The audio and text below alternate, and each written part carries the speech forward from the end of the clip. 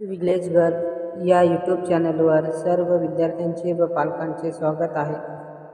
या व्हिडिओमध्ये आपण परिसर अभ्यास भाग 2 इयत्ता 5वी विषय उत्क्रांती या विषयाचे अध्ययन अभ्यासणार आहोत. उत्क्रांती या पाठामध्ये आपण 3 मुद्दे अभ्यासणार आहोत. पहिला, उत्क्रांतीची संकल्पना. दुसरा, प्राण्याच्या उत्क्रांतीचे टप्पे. तिसरा, मानवस्पर्श वानर. यामध्ये आपण उत्क्रांतीची संकल्पना याची सविस्तर माहिती बघणार आहोत. उत्क्रांती या शब्दाचा सर्वसाधारण अर्थ सतत आणि संत वेगाने होणारा बदल असा होतो. सजीवांच्या जीवनातील उत्क्रांतीच्या संकल्पनेचे स्पष्टीकरण पुढीलप्रमाणे करता येईल.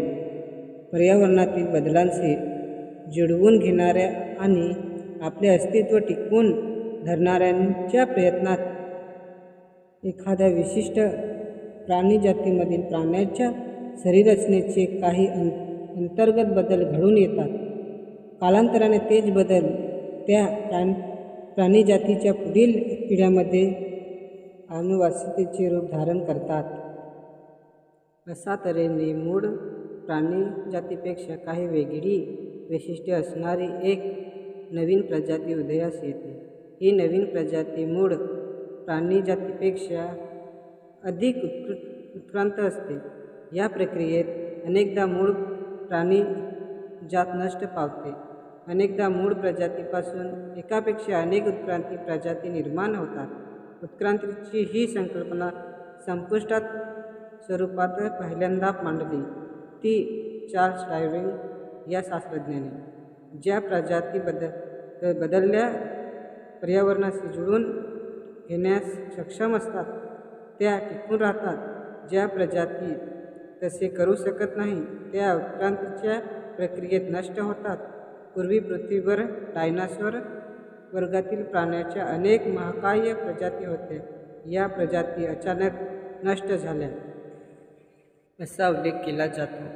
एखादे अचानक आलेले निसर्गातील संकट किंवा पर्यावरणात झालेले आकस्मिक बदल हे डायनासोरच्या महाकाय प्रजाती नष्ट होण्याचे कारण असावे असे मानले जाते. पंख असलेल्या डायनासोरचे अस्मिभूत अवशेष मिळाले आहेत.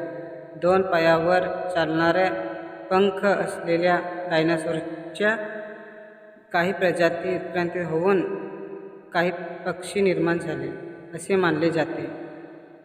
2. प्राण्यांच्या उत्क्रांतीचे टप्पे. सजीव सृष्टीच्या निर्मितीची सुरुवात आदिजीव या एकपेशीय सजीवापासून झाली हे आपण गेल्या पाठात पाहिले. या एकपेशीय सजीवापासून बहुपेशीय सजीव निर्माण झाले. बहुपेशीय सजीव हळूहळू उत्क्रांत होत गेले. या प्रक्रियेतून विविध वर्गातील वनस्पतींची आणि प्राण्यांची निर्मिती झाली. प्राण्याच्या उत्क्रांतीचे टप्पे पुढीलप्रमाणे आहेत.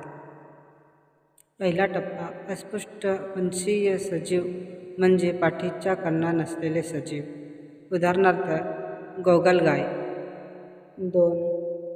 पृष्ठवंशीय सजीव म्हणजे पाठीच्या कणा असलेले प्राणी. जलचर. उदाहरणार्थ मासा. उभयचर. पाणी आणि जमीन दोन्ही ठिकाणी वावरणारे. उदाहरणार्थ बेडूक. पक्षी वर्ग. सरपटणारे प्राणी. उदाहरणार्थ साप.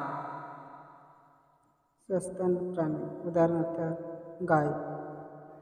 सस्तन प्राणी पृष्ठवंशीय प्राण्यांच्या वर्गातील सर्व अधिक उत्क्रांती टप्पा म्हणजे सस्तन प्राणी. पोटात पिलाची वाढ पूर्ण झाल्यानंतर आईने त्या पिलांना जन्म देणे आणि जन्मानंतर काही काळ तिच्या अंगाच्या दुधावर त्यांचे पोषण होणे ही बहुतेक सस्तन प्राणीची महत्त्वाची वैशिष्ट्ये आहेत. त्याला अपवाद आहेत. बदक चोचा. प्लॅटिपस या सस्तन प्राण्याच्या आणि मुंगीखाऊ प्राण्याच्या काही प्रजातीच्या हे प्राणी सस्तन असले तरी अंडी घालतात. मुद्दा क्रमांक 3. मानव सदृश वानर. मानव सदृश वानर म्हणजे मानवाशी साम्य असणारा वानर, यालाच ॲपवानर म्हणतात. मानव सदृश वानराच्या प्रजातीचा वावर प्रामुख्याने झाडावरच होता. ज्या प्रजातीचा वावर झाडावरच होत राहिला त्याचे मूळ वानर स्वरूप कायम राहिले. मात्र ज्याच्या काही प्रजातींना वगळता प्रदेशात झाडाऐवजी जमिनीवर वावरणे भाग पडले, त्या प्रजाती उत्क्रांती होत गेल्या. त्याच्यापासून क्रमाने उत्क्रांती होत होत मानवाची प्रजाती अस्तित्वात आली. हे प्रथम आफ्रिका खंडात घडले. त्या मानवालाच आपण आदिमानव असे म्हणतो. आदी म्हणजे प्रारंभीचा.